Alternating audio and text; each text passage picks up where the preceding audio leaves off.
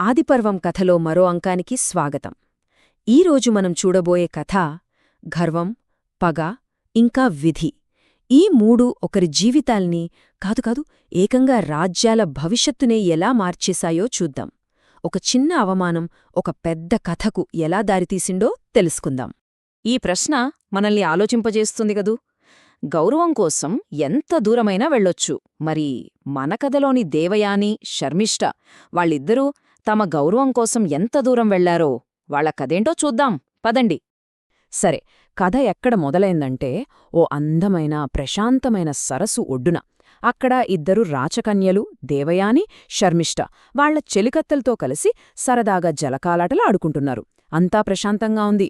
కాని ఆ ప్రశాంతత వెనకే ఒక పెద్ద తుఫాను దాగి ఉందని పాపం వాళ్లకి తెలీదు. ఇక్కడ మనకు ఇద్దరు ముఖ్యమైన వ్యక్తులు కనిపిస్తున్నారు. ఒకరు దేవయాని, అసురుల గురువు మహాజ్ఞాని అయిన శుక్రాచార్యుడి ఒక్కగానొక్క కూతురు, అంటే గురువు యొక్క గర్వమనమాట. ఇక రెండో వ్యక్తి శర్మిష్ఠ, సాక్షాత్తు అసుర చక్రవర్తి వృషపర్వుడి గారాలపట్టి, అంటే రాజు యొక్క గర్వం. ఒకరేమో బ్రాహ్మణ తేజస్సు, ఇంకొకరేమో క్షత్రియ గర్వం. మరి ఈ రెండు శక్తులు ఢీకొంటే ఏమవుతుందో మీరే ఊహించుకోండి. అంటారు కదా, కొన్నిసార్లు చాలా చిన్న విషయాలే పెద్ద పెద్ద గొడవలకు కారణమవుతాయని. ఇక్కడ కూడా అదే జరిగింది. సరస్సులో స్నానం చేసి బయటకొచ్చాక పొరపాటున ఒకరి బట్టలు ఇంకొకరు వేసుకున్నారు. ఇది చాలా చిన్న పొరపాటే, కాని వాళ్ళిద్దర్లో ఉన్న అహంకారానికి ఇది ఒక నిప్పురవ్వలా అంటుకుంది. ఆ మాటలు విన్నారా? కత్తిపోటు కన్నా దారుణంగా ఉన్నాయి. మీ నాన్న నా తండ్రి దగ్గర యాచించి బతుకుతాడు. ఈ ఒక్క మాట దేవయాని గుండెల్లో బాణంలా గుచ్చుకుంది. ఇది తనకి జరిగిన అవమానం మాత్రమే కాదు, తన తండ్రి గురువైన శుక్రాచార్యుడికి జరిగిన అవమానం. బస్ ఆ ఒక్క క్షణంలో వాళ్ల స్నేహం ముక్కలైపోయింది. చూసారా, గర్వం, కోపం మనిషిని ఎంత కిందకి దిగజారుస్తాయో. మాటలతో మొదలైన గొడవ కాస్త హత్యాత్మందాకా వెళ్ళింది. శర్మిష్ఠ కోపంతో ఊగిపోతూ దేవయానిని ఓ పాడుబడ్డ బావిలోకి తోసేసింది. అంతేకాదు, చనిపోయిందనే అనుకుని అక్కడ్నించి వెళ్ళిపోయింది. వాళ్ల స్నేహం ఆ బావిలోనే సమాధి అయిపోయిందనమాట. దేవయాని కథ ఇక ముగిసిపోయింది అనుకుంటున్న టైంలో విధి ఇంకోలా ప్లాన్ చేసింది. ఆ చీకటి బావిలోకి ఒక ఆశాకిరణంలా ఒక రక్షకుడొచ్చాడు. అతనే చంద్రవంశపు మహారాజు యయాతి. అసలేం జరిగిందంటే, యయాతి మహారాజు వేటకెళ్ళి బాగా అలిసిపోయి దాహంతో ఆ పాడుబడ్డ బావి దగ్గరికొచ్చాడు. సరిగ్గా అప్పుడే ఆ బావిలోంచి ఎవరో మూలుగుతున్న శబ్దం వినిపించింది. ఏంటా అని ఆశ్చర్యంగా లోపలికి చూస్తే అక్కడో యువతి ప్రాణభయంతో కొట్టుమిట్టాడుతూ కనిపించింది. ఇక్కడ దేవయాని కేవలం అబల కాదు, ఆమె చాలా తెలివైనది అని చెప్పాలి. యయాతి తన కుడి చెయ్యి పట్టుకుని తనను పైకి లాగ్గానే ఆమె అవకాశాన్ని వదల్లేదు. వెంటనే, నా కుడి చెయ్యి పట్టుకునే నన్ను రక్షించారు కాబట్టి శాస్త్రప్రకారం మీరు నన్ను పెళ్లి చేసుకోవాల్సిందే అని పట్టుబట్టింది. చూడండి, ఒక ఆపదని తన భవిష్యత్తుకు ఎలా పునాదిగా మార్చుకుందో. ఇక ఇప్పుడు కథలోకి అసలైన శక్తి ప్రవేశిస్తోంది. అసురులకే గురువైన మహాశక్తి సంపన్నుడైన శుక్రాచార్యుడు తన ప్రాణం కన్నా ఎక్కువగా ప్రేమించే కూతురికి ఇంత ఘోరం జరిగిందని తెలిసాక ఆయన ఆగ్రహానికి అడ్డుకట్టవేయడం ఎవరి తరం కాదు. ఒక తండ్రి ప్రేమ, ఒక గురువు ఆగ్రహం రెండూ ఒక్కటయ్యాయి.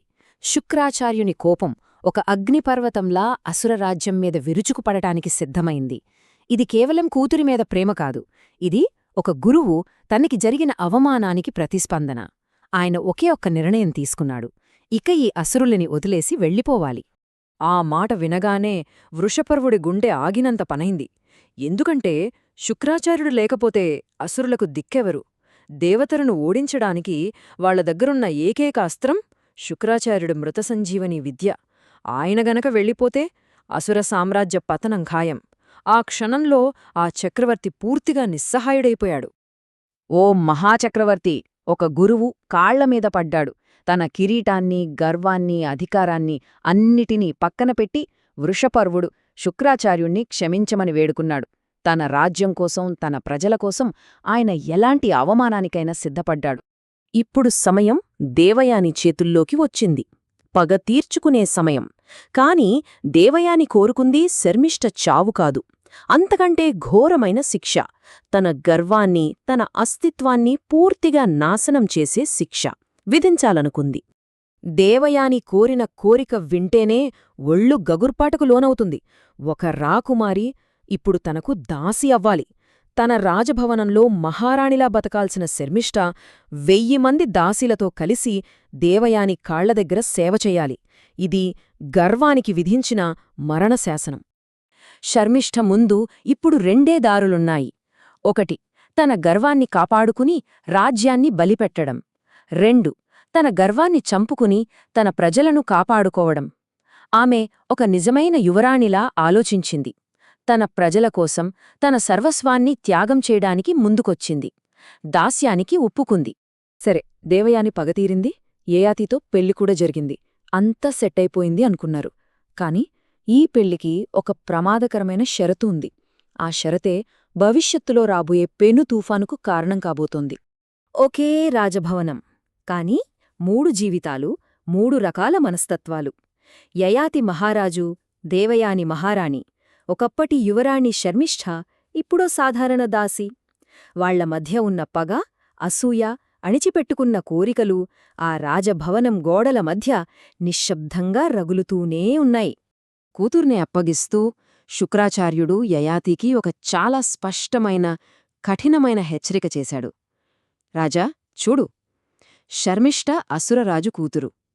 నువ్వామెతో ఎప్పటికీ ఒంటరిగా ఉండకూడదు. ఎట్టి పరిస్థితిలోనూ ఆమెను నీ శయ్యపైకి ఆహ్వానించవద్దు. ఇది కేవలం సలహా కాదు, ఇదొక శాసనం. దాన్ని మీరితే నాశనం తప్పదు. కాలం గడిచిపోతోంది. కాని అణచిపెట్టుకున్న కోరికలు, పాత గాయాలు ఎంతకాలం మౌనంగా ఉంటాయి?